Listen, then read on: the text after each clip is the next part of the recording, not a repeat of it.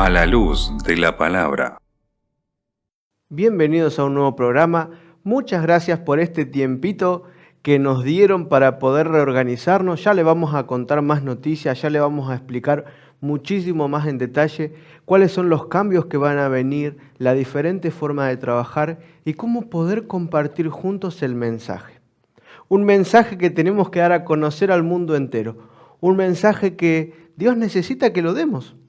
Somos sus enviados, tenemos la responsabilidad y el privilegio de predicar y de trabajar para Él. No somos nada bueno, no merecemos nada de esta gracia y esta oportunidad que el Señor nos da, pero en su amor infinito, Él nos permite obrar en conjunto con nosotros. Los ángeles dice que están deseosos y desesperados por hacer el trabajo que nos toca a nosotros. Pero Dios nos necesita. Dios me necesita y Dios te necesita. No es momento de andar titubeando ahora, de pensar, y no, pero quizás, o tal vez, no, pero antes. Es momento de arremangarnos y salir a trabajar. Dios nos está buscando para que podamos dar a los demás eso tan preciado que tenemos nosotros. ¿Y qué es lo que tenemos? Y justamente hablando de este tema, quiero que pensemos en lo siguiente. Vamos a estudiar un principio bíblico que se encuentra en la Biblia, en la carta que Pablo le escribe a los que se encontraban en Éfeso. Así es, la carta o epístola a los Efesios. Pero nosotros siempre solemos leer la Biblia desde un punto de vista lejano, ¿no?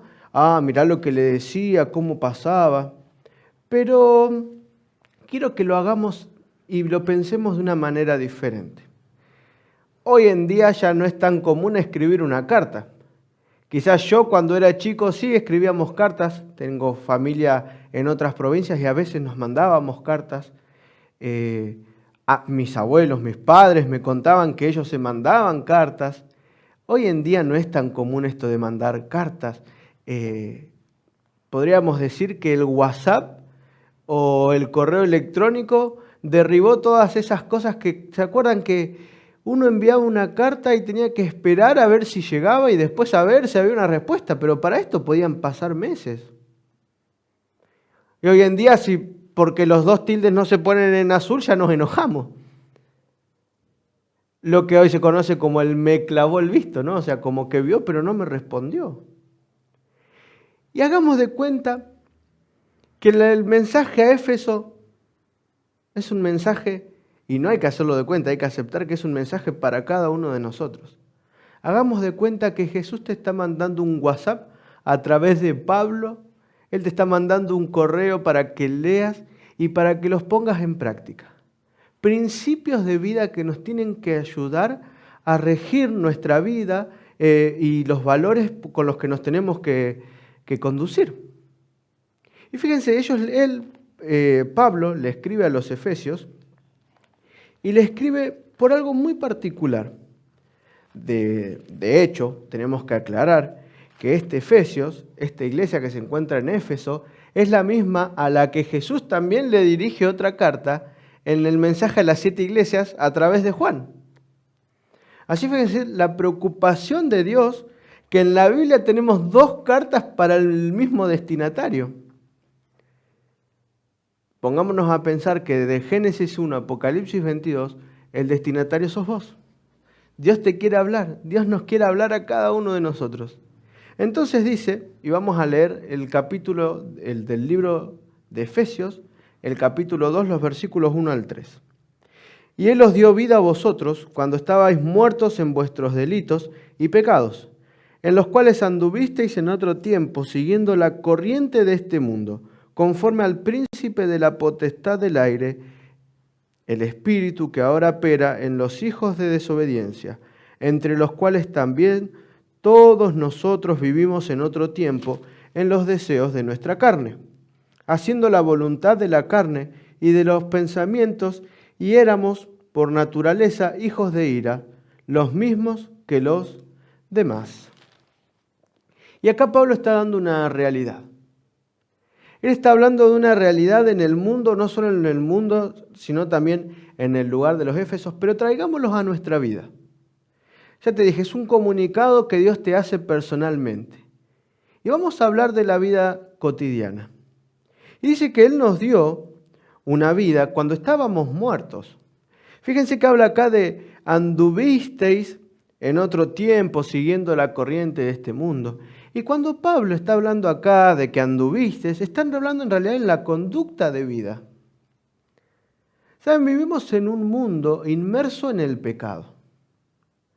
El pecado había vencido, diríamos, completamente la forma de vivir de los efesios. Y ponete a pensar en tu vida. ¿Qué es lo que rige hoy tu vida? ¿Cuáles son los principios con los que vos hoy te dirigís?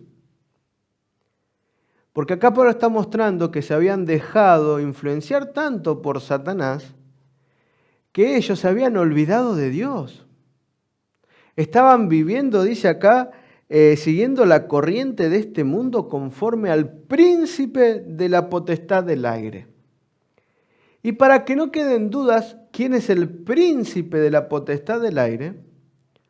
A alguien más se lo conoce como el príncipe también de las tinieblas. Pero si me acompañan sin salir del libro de Efesios, vamos a ir a Juan, al Evangelio de San Juan, el capítulo 12, versículo 31. Juan, no se olviden de no irse de Efesios porque vamos a volver y vamos a continuar. Juan 12, versículo 31 dice lo siguiente. Ahora es el juicio de este mundo. Ahora el príncipe de este mundo será echado fuera. ¿Quién es el príncipe del mundo? Está hablando acá de Satanás. Y dice que Satanás va a ser echado fuera. Y muchas veces nosotros cometemos el error. Y podemos cometer el error de dos maneras. La primera, darle más poder y fuerza a Satanás que a Dios. O el segundo, subestimarlo a tal punto de pensar que es una figura abstracta, que en realidad es una figura mitológica que no existe o que es una fuerza, cuando en realidad la Biblia nos declara que esto es totalmente real, que hay un conflicto que se está llevando a cabo entre las huestes del bien y las huestes del mal. Fíjense que Pablo rectifica aquello que Jesús había dicho cuando estuvo en esta tierra. Pero hay una buena noticia. El príncipe de mal será echado fuera. Quiere decir que todo lo que viene de Satanás no va a prosperar. Y acá Pablo pinta un panorama, una realidad donde se entiende y uno piensa que, bueno, está todo mal entonces. Uno dice, bueno, yo en mi vida tomé malas decisiones, yo en mi vida la verdad que decidí mal y Dios no merece, y no merezco que Dios me perdone. O no hay suficiente amor o gracia en Dios para poder darme una nueva oportunidad. Entonces ya fue, sigo haciendo la mía y que Dios me perdone, como dirían muchos. Cuando en realidad no es así. Nosotros tenemos que dar un mensaje que tiene que traer vida nueva y esperanza a todos. A través de la muerte, la resurrección y la ascensión de Cristo, los poderes del mal fueron totalmente derrocados. El cosmos cambió, la realidad cambió.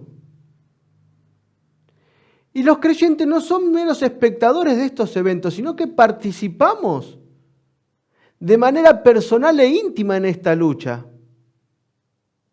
Y saben, gracias a que Cristo murió, resucitó y hoy intercede por vos y por mí, nosotros tenemos el derecho de pasar de una existencia dominada por demonios a una vida en abundancia, a una vida espiritual y solo a través del poder de Cristo. Así que no hay excusas para decir, no, y soy así, ya está, no puedo cambiar. No hay excusas para decir, no, esto me gusta demasiado. En Cristo hay nueva oportunidad. En Cristo hay poder. Y a veces cometemos el error de decir, no, sí, ellos. Y saben, la iglesia de Éfeso, que se encontraba en Éfeso, era una iglesia totalmente dispar. Pablo le escribe estas cartas en Asia porque, como sabemos, el mensaje empieza en el pueblo judío. Así que eran todos judíos y Pablo sabía a quién le escribía, por ejemplo, en su carta a los romanos, que generalmente eran judíos que estaban en Roma. Pero acá en Éfeso hay una diversidad cultural que después pasa a ser el paradigma de todas las iglesias. Todas las iglesias empiezan a tener diferentes culturas en su iglesia. Personas de diferentes lugares. Y acá encontramos, por ejemplo, en la iglesia de Éfeso tenemos a judíos, lo que hasta entonces se denominaban gentiles, que en realidad gentiles es un sinónimo de extranjero. Sí, es un sinónimo de extranjero. Los judíos los decían de manera denigrante, pero en realidad ser gentil es ser extranjero, de otros lugares. Y por eso Pablo dice, entre los cuales también todos nosotros vivimos en este tiempo. Muchas veces nosotros creemos que por asistir a una iglesia de chico, porque mi papá, mi bisabuelo y mi bisabuelo eran de cierta religión, yo ya soy de una casta especial. No, porque yo soy de tal religión, y que eso me da la autoridad, al igual que los judíos hijos de Abraham somos. Y nos dedicamos, en vez de trabajar en favor del otro, a criticar al otro. Señalar con el dedo. Señalar los errores de los demás. Pero no te olvides que cuando vos apuntás con uno, hay 3 que te están señalando. Tenemos que entender que esto es un mensaje personal de Dios. Y te puedo asegurar que tanto vos como yo tenemos cosas para cambiar en nuestra vida. Dios te está llamando a que dejes eso que hoy no te permite avanzar hacia la eternidad. Dios quiere que hoy te quites las cadenas que te están atando a este mundo. Dios quiere que hoy te liberes de eso que no te deja ser un ciudadano del cielo. Y a través de Pablo te está diciendo, mira, yo sé que en este mundo las cosas son difíciles. Quizás tu infancia no fue la mejor. Quizás tu presente no es el más bueno de todos. Quizás no le encontrás futuro a tu vida, pero hay más. Todo lo que sucede en este mundo es consecuencia del pecado que entró con Adán y Eva. Pero para un hijo de Dios hay mucho más. Entonces sigue diciendo, acuérdense de no irse del libro de Efesios, del 4 al 7 voy a leer, y dice lo siguiente. Pero Dios, que es rico en misericordia, por su gran amor con que nos amó, aun estando nosotros muertos en pecado, nos dio vida, juntamente con Cristo. Por gracia sois salvos. Y juntamente con Él nos resucitó, y asimismo nos hizo sentar en los lugares celestiales con Cristo Jesús, para mostrar en los siglos venideros las abundantes riquezas de su gracia en su bondad para con nosotros en Cristo Jesús. Tenemos que entender de que hay un pero ahora. Y esto me pone a pensar, ¿no? Un adolescente declarándose al amor de su vida para ese momento, ¿no? Y él abriéndole su corazón. Imagínense ustedes, pónganse la situación, ¿no? Alguien declarándose a otra persona y la otra persona le contesta, sí, me pareces lindo, pero, ay, ese pero.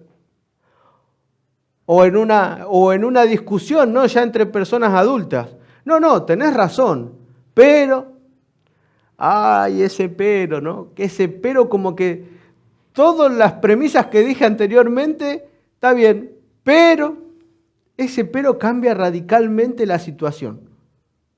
Y fíjense que el versículo 3 termina diciendo que éramos por naturaleza hijos de la ira. O sea que teníamos una sola un solo desenlace para nuestra vida.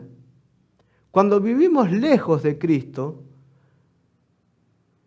hay la verdad, hay un solo destino para los que no obedecen a Cristo, y es gustar de la ira de Dios, pero no esa ira de Dios del enojo, sino la destrucción total del pecado. La realidad es que lejos de Cristo, sin Él, no podemos ver un futuro prometedor. Lejos de Dios nos va a costar la vida. Pero en Cristo y solo en Cristo hay nueva oportunidad. Porque Él nos ama. Y Él nos da un amor que no puede explicarse. No hay ningún objeto en el que se pueda depositar el amor que Cristo tiene por nosotros. Y Dios actúa en favor de Jesús. ¿Cuántas veces leí Cristo recién? Y ese es el gran amor. En que aún estando nosotros muertos al pecado, en Cristo Jesús hay vida. ¿Saben? El plan de Dios no termina con un pasado lleno de gracia y un presente lleno de misericordia. Él nos da un futuro esperanzador. Él nos da una transformación que convierte lo injusto en justo, lo inmundo en puro. En Él hay poder. Y en los versículos encontramos de que nosotros estábamos muertos en el pecado. Y la muerte es algo literal, la muerte espiritual, haciendo referencia. Y no creamos que por asistir a una iglesia una vez a la semana estamos exentos de esto. El problema no es lo bueno que yo soy cuando estoy en la iglesia. El problema es qué pasa los otros días de la semana cuando estoy con los demás. Dios no me mide por las cosas que yo hago un día a la semana. Dios me ve todos los días. De nada sirve un día a la semana si el resto me olvido de quién es Dios. De nada sirve decir que soy cristiano cuando vivo como si no lo fuera. De nada importa cuánto sepa de su palabra si en mi vida diaria no la pongo en práctica. Y acá Pablo está diciendo, ustedes tienen una nueva oportunidad ahora en Cristo. No la desperdicien. Porque, ¿saben? Muchas veces creemos en el poder que Dios tiene para salvarnos, pero no confiamos en su gracia. Porque Dios nos perdona, pero a veces nos cuesta más a nosotros perdonarnos a nosotros mismos que lo que Dios tarda en perdonarnos. Y así actúa Satanás. Satanás no te deja de que te perdones por aquello que hiciste, pero Dios te perdona y te da una nueva oportunidad porque Él te ama y su amor es grande y Él te da vida y vida en abundancia. Y si sufrimos con Cristo, fuimos crucificados con Cristo, reinaremos con Cristo. Y fíjense que dice, y juntamente con Él nos resucitó y asimismo nos hizo sentar en los lugares celestiales. Y saben, en aquel entonces, y hoy en día también, no creamos que hoy es muy diferente, la esperanza del común de las religiones estaba puesto en un lugar específico. ¿Qué quiere decir? Por ejemplo, el pueblo judío, una práctica muy común cuando el pueblo judío oraba, era dirigir su vista, o inclinar su rostro, dirigirlo al sector a donde estaba el templo ubicado. ¿Sí? Así que si ellos estaban, por ejemplo, y el templo estaba hacia allá, ellos volteaban así y oraban hacia el lugar donde estaba el templo. Porque ellos tenían puestas todas sus expectativas en el templo. Su esperanza estaba puesta en el templo. Por ejemplo, en Éfeso es un lugar muy conocido y en la época también era muy importante, era una metrópolis, y era caracterizada por su templo a Diana. El templo a Diana es considerado una de las 7 maravillas del mundo. El templo no era solamente un edificio donde se asistía algún día a la semana y el resto permanecía cerrado y ya está. Para que se den ustedes una idea, alguien que trabajaba en el templo, se los denominaba teologoi, eran personas que se encargaban por escudriñar las verdades de la diosa Diana. Ellos servían por un tiempo, luego se jubilaban y por más de 30 años recibían una, podríamos decir, una jubilación por el servicio que prestaron al templo. Niños se instruían en el templo. Había personas dedicadas a la limpieza del templo. O sea que el templo era el epicentro diríamos, de la ciudad. Era el lugar donde se desarrollaba. Todo lo que pasaba en Éfeso se desarrollaba a través de lo que ocurría en el templo. Era el centro de esta metrópolis, podríamos decir. Entonces, todas las expectativas, diríamos, los recursos diarios de vida de una persona estaban puestos en el templo. Y saben, muchas veces nosotros podemos cometer el mismo error de poner todas nuestras expectativas, nuestras esperanzas en las cosas terrenales.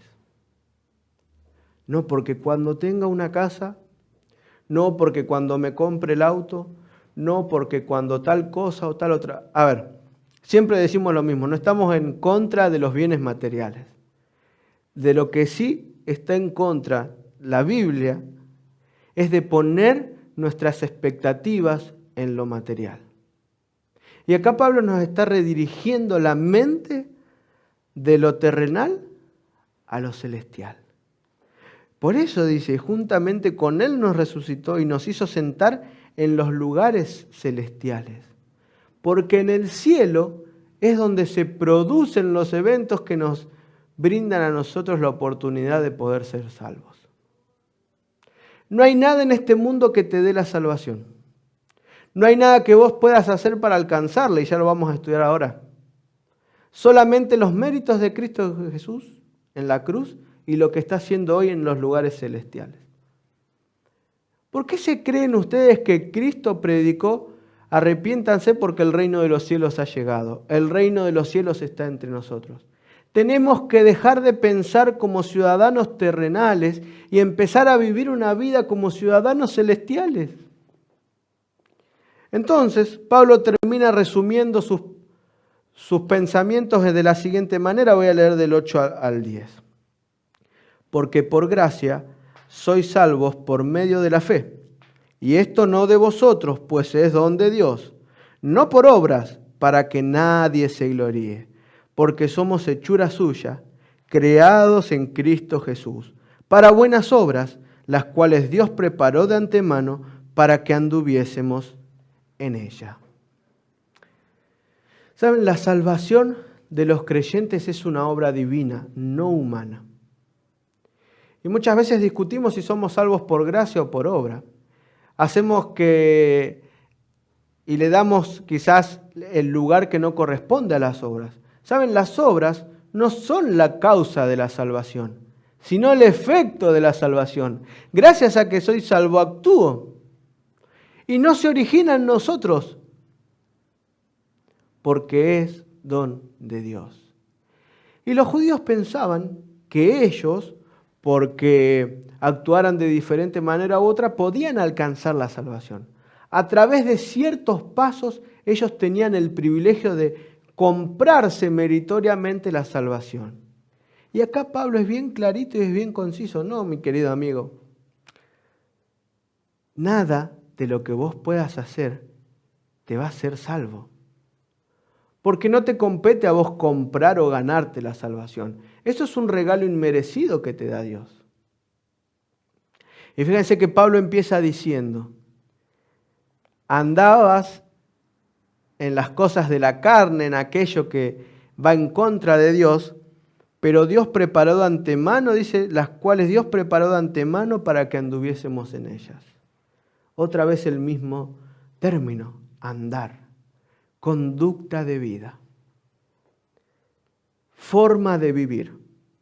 Y hay dos formas de vivir en esta tierra. Podemos servir a un Señor. Hay dos señores, pero solamente podemos servir a uno. Y eso es bien clarito. O servimos a Dios o a Satanás. Acá no podemos quedarnos en el medio. No podemos elegir, bueno, de lunes a viernes a uno y sábado y domingo a otro.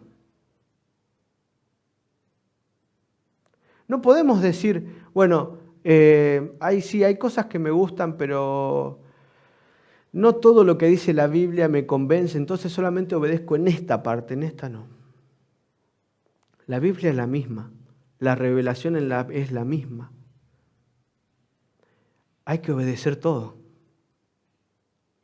Dios te está dando a entender acá de que no importa qué es lo que hayas hecho, no importa cuántas veces te caíste, no importa las malas decisiones que te trajeron hasta el lugar del mundo donde me estés viendo, no importa cuánto te equivocaste en la vida. En Cristo hay suficiente amor y gracia para envolverte con sus brazos otra vez. En Cristo hay nueva vida. En Cristo hay una nueva oportunidad. Dios tiene una nueva oportunidad para darte. Dios quiere darte vida y vida en abundancia. Dios quiere darte la salvación que estás anhelando. Y ningún ser humano puede jactarse de haberla provocado a la salvación por él mismo. Y si permanecemos en la gracia de Dios, nosotros somos pruebas vivientes de su gracia. Y solo a través de su gracia hay nueva creación. Gracias a que Cristo murió en la cruz, resucitó, intercede y pronto va a volver, hay una nueva oportunidad. Y quizás decidas seguir a Cristo y te puedo asegurar que las cosas no se van a poner más fáciles. Quizás vamos a tener luchas, quizás luchemos con alguna enfermedad, quizás luchemos con algún problema moral, quizás luchemos con alguna dificultad económica.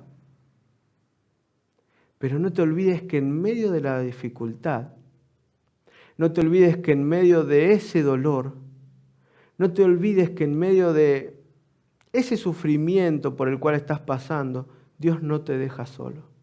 Dios te está dando una nueva oportunidad. Él sufrió con vos para Él reinar y que reinemos con Él. Nunca nos debemos olvidar de cómo nos salvó Dios. Muchas gracias por acompañarme. Gracias por acompañarnos en este programa. Ahora, como siempre te digo, hay una segunda parte a cargo del licenciado Rubén Arn. Puedes acceder a través del siguiente link.